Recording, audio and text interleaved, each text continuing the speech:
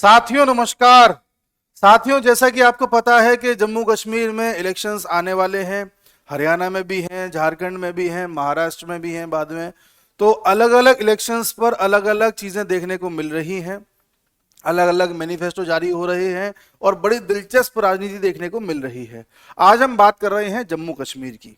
जम्मू कश्मीर में अमित शाह ने ऐसा एक मैनिफेस्टो तैयार करवाया है, चूंकि खबरें आ रही हैं कि वो मैनिफेस्टो बीजेपी का अमित शाह की निगरानी में ही तैयार हुआ है। ये एक ऐसा मैनिफेस्टो है जिसमें चारों तरफ से कांग्रेस घिर गई है।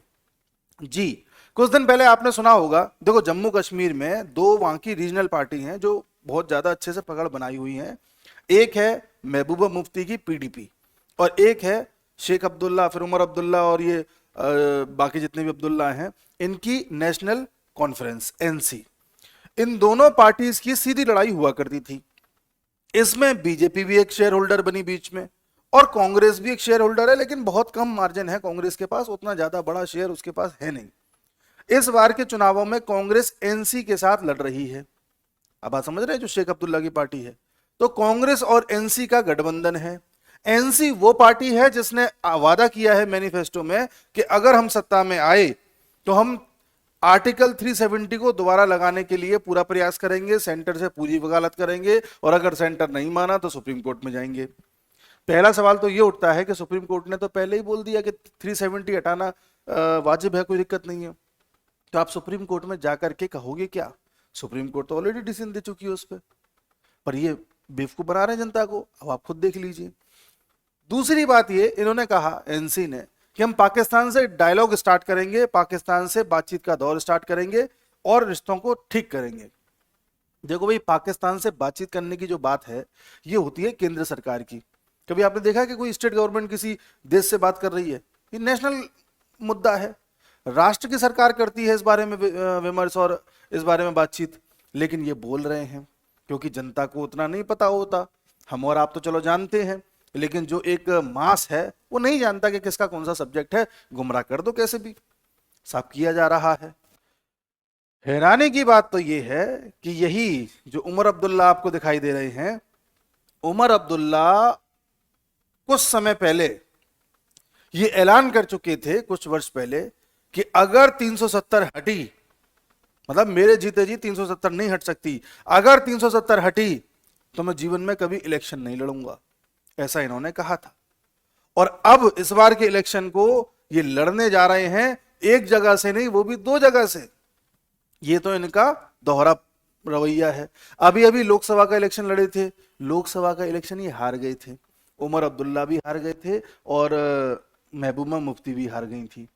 उमर अब्दुल्ला हारे हैं राशिद इंजीनियर से, जो कि एक जो है वहां का आतंकी है।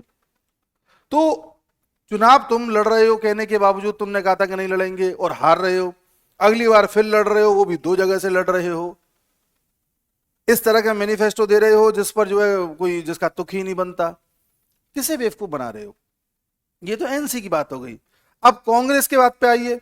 कांग्रेस एनसी के साथ अपना गठबंधन तो करके चल रही है, लेकिन कांग्रेस इस बात पर जवाब नहीं दे रही कि 370 हटाने के पक्ष में है या नहीं है, पाकिस्तान से बात करने के पक्ष में है या नहीं है, इस पर जवाब नहीं दे रही है।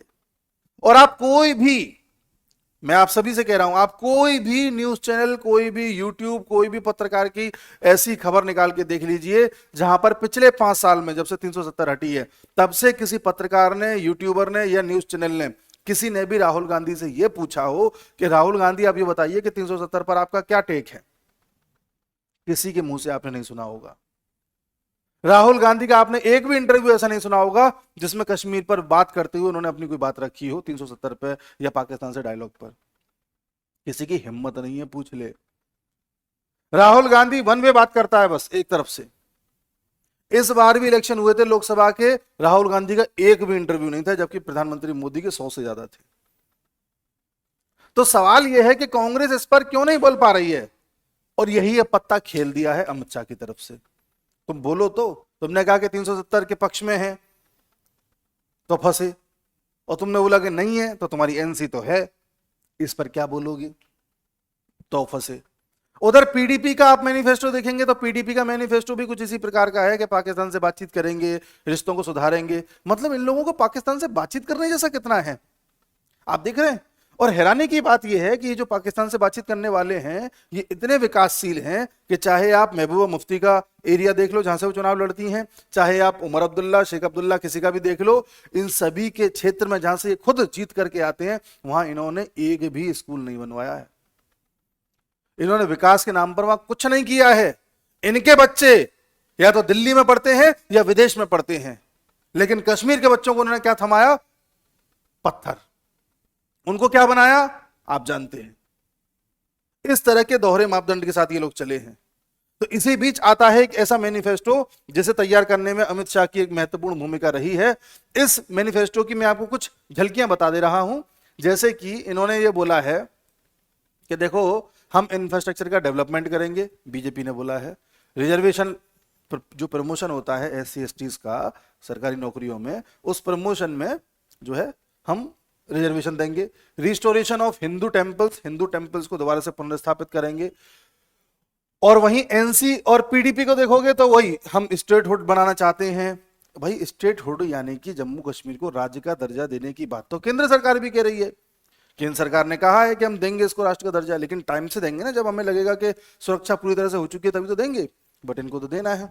रिवोकेशन ऑफ सर्टेन लॉज, वही initiating dialogues with Pakistan to resolve Kashmir issue, Pakistan से बातचीत करनी है और कुछ लॉज को दोबारा स्थापित करना है जिनमें 370 अहम है। अब बीजेपी कह रही है कि हम ऐसी पॉलिसी लेकर के आएंगे जिसमें हम बिजली और पानी के जो बिल्स थे, जो भी बकाया हैं, उनको रफा दफा करेंगे। हर घर को नल से जल देंगे और सब्सिडी देंगे 10,000 रुपए की जो लोग अपने यहां पर सोलर पावर से प्लांट लगाते हैं। Restoration of temples, Hindu temples को दोबारा कंस्ट्रक्ट करेंगे जिसमें ऋषि कश्यप के टेम्पल्स होंगे। तीर्थ पुनरुद्धार, एक इनकी स्कीम चल रही है तीर्थ पुनरुद्धार स्कीम, इसके तहत लगभग 100 से ज्यादा टेम्पल्स को रिस्टोर किया जाएगा। शंकराचार्य के टेम्पल को बनाया जाएगा, रघुनाथ के टेम्पल को बनाया जाएगा और मार्तंड सूर्य टेम्पल को बनाया जाएगा। तो यहाँ पर हिंदुओं की बात भी इन्होंने करी है क्योंकि हिंदू भी वहां पर रहते हैं। इन्होंने ये भी बोला है कि जो कॉलेज स्टूडेंट्स हैं उनको प्रगति शिक्षा योजना के तहत हम टैबलेट और लैपटॉप्स बांटेंगे, कुछ पैसे देंगे। लगभग इन्होंने पैसे में लगभग 1,000 रुपये 1,500 की बात करी है। जो विद्यार्थी पैसा खर्च करके बाहर पेपर देने जाते हैं, जो ट्रेवलिंग अलाउंस होता है वो सरकार देगी, ऐसा इन्होंने कहा है अगर हम सरकार में आते हैं तो। नए मेडिकल सीट्स बनाई जाएंगी, है ना, कुछ मेडिकल कॉलेजेस भी बनाए जाएंगे। जो कश्मीरी पंडित बाहर निकाल दिए गए थे कश्मीर से, उन्हें दोबारा वहां पर स्थापित किया जाएगा। इकोनॉमी में बताया है कि इकोनॉमी को किस तरह से विकास किया जाएगा। फार्मर को 10,000 रुपये किसान सम्मान निधि के तहत दिए जाएंगे। वुमेन को भी लगभग 18,000 रुपये दिए जाएंगे। उन वुमेन को जो जिस घर में सबसे बुजुर्ग हैं, सबसे बड़ी जो वुमेन है, उनको दिए जाएंगे। 2 सिलेंडर दिए जाएंगे फ्री में उज्ज्वला योजना के तहत। उज्ज्वला योजना सिलेंडर दिया जाता है, 2 सिलेंडर फ्री दिए जाएंगे। अब आप कहेंगे ये तो फ्री बीज दे रही है। हाँ, बीजेपी फ्री बीज दे रही है, देना पड़ रहा है।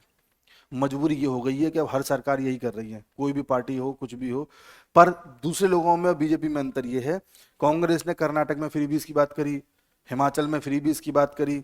दोनों ही आज प्रदेश आर्थिक रूप से तंग हो चुके हैं। दोनों ही इतने ज्यादा पीछे जा चुके हैं कि अपने कर्मचारियों की भी तनख्वाह नहीं दे पा रहे हैं। तो फ्रीबीज भी अगर आप दे रहे हो तो भाई बाद में रोना तो मत रो, हमारे पास पैसा नहीं है, हमारे पास पैसा नहीं है। बीजेपी ने भी कई लोगों को फ्री में अन्न दिया, फ्री में वैक्सीन लगवाई, तमाम चीजें करी, लेकिन बीजेपी ने कभी ये नहीं बोला कि हमारे पास पैसा नहीं है। वो उनका मैनेजमेंट था, ऐसे मैनेज किया कि पैसा भी आया, फ्री में काम भी हो गया, सारी चीजें हो गई। आम आदमी पार्टी का देख लो, दिल्ली में और पंजाब में किस तरह से उन्होंने लुटिया दोहा दी है। केरल सरकार का देख लो, वो भी फाइनेंशियली बिल्कुल पीछे की तरफ ढकल गई है। तो ये लोग ऐसी फ्रीबीज देते हैं जिसमें पूरे प्रदेश का, राज्य का बंटाधार हो जाता है। इंफ्रास्ट्रक्चर की बात करी है कि हम नए टनल्स बनाएंगे, ठीक है ना, रोड्स बनाएंगे। हेल्थ केयर की बात करी है कि हम लगभग 2 लाख रुपए और बढ़ा देंगे उस 5 लाख रुपए में जो आयुष्मान भारत सेहत योजना के तहत दिए जाते हैं। आपको पता है जो सरकार है इंश्योरेंस करती है, जिसमें आपको 5 लाख तक का इंश्योरेंस मिलता है, इसमें 2 लाख और बढ़ा दिए जाएंगे, 7 लाख का कर दिया जाएगा। सिक्योरिटी व्हाइट पेपर जारी करेंगे टेररिज्म पे, खुल के बोल रही है बीजेपी, हम टेररिज्म पर श्वेत पत्र जारी करेंगे। रिजर्वेशन का मैं आपको बता चुका, टूरिज्म को बढ़ाएंगे, ऐसा इन्होंने कहा है। नेशनल कॉन्फ्रेंस का बस एक ही बात है कि हमें स्टेटहुड दोबारा लाना है, इंडिया पाकिस्तान के डायलॉग दोबारा स्टेबल करने हैं। और जो जम्मू कश्मीर रीऑर्गेनाइजेशन एक्ट है, वही वाली बात, आर्टिकल 370 और जो अनुच्छेद 35 है कि बाहर के लोग भी यहाँ जमीन ले सकते हैं, उसको हम हटा देंगे, वैसे ही कर देंगे जैसा पहला था। ठीक है, प्रोसेस को सिंप्लीफाई करेंगे। फ्री बीज ये भी दे रहे हैं, 12 फ्री सिलेंडर दे रहे हैं, 200 यूनिट फ्री बिजली दे रहे हैं, फ्री एजुकेशन दे रहे हैं यूनिवर्सिटी तक की, और 1 लाख जॉब देंगे। इन्होंने अपनी मैनिफेस्टो में कहा है 1 लाख जॉब देने की बात हरियाणा हिमाचल प्रदेश की सरकार ने भी कहा था। जब इलेक्शन चल रहे थे तब प्रियंका गांधी ने वादा किया था हम 1 लाख नौकरी देंगे, सरकारी नौकरी वो भी। बट अब वो कह रहे हैं कि हम पे 1 लाख नौकरी है ही नहीं। इकोनॉमी आपको पता ही है, ठीक है, इकोनॉमी कुछ खास नहीं है। अब पीडीपी की पार्टी आती है, वो भी dialogue restoring statehood. Kashmiri Pandit पर इन्होंने बोला है the dignified return of Kashmiri Pandit also features on the PDP's list of promises and pledges to work with all stakeholders to ensure their safe and honorable reintegration into Kashmiri society। ये इनकी बड़ी बात है PDP की। मुझे ऐसा लग रहा है, मेरा अगर आप मत जाने तो जो जम्मू के रीजन में 43 सीटें हैं, 43 सीट्स, और कश्मीर के रीजन में 47 सीट्स हैं, टोटल मिला दो तो 90 सीट्स हैं। इनमें ऐसी कोई पार्टी नहीं है जो पूर्ण बहुमत ला पाएगी। बीजेपी को कश्मीर के क्षेत्र में 2-4 सीटें भी मिल जाएं तो बहुत मानना। बीजेपी को जम्मू के रीजन में हो सकता है 43 में से 38-37 कुछ सीटें मिल जाएं, तो हो सकता है बीजेपी को अगर 30-32 सीट भी मिल गई तो ये मान लीजिए कि बीजेपी का पावर में आना तय है, लेकिन किसी के समर्थन से आना पड़ेगा उसे। और बीजेपी के साथ समर्थन में अब आने के लिए एक ही पार्टी बचती है, वो है पीडीपी। बाकी कांग्रेस और एनसी के साथ आने का तो मतलब ही नहीं है। तो हो सकता है बीजेपी फिर से पीडीपी के साथ आ जाए, अब ये वक्त बताएगा।